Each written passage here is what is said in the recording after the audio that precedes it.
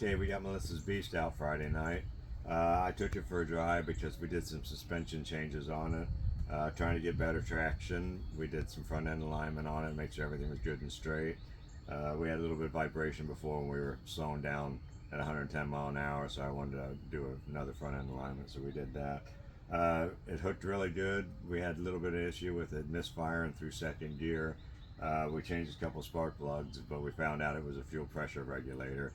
You'll see in the video here, we'll attach it to this, that the regulator was bouncing anywhere between 9 and dropping all the way to 3. We figured it was starving for gas a little bit through second gear. But we got it straightened out. We got another regulator coming, and we'll have it all right for next weekend.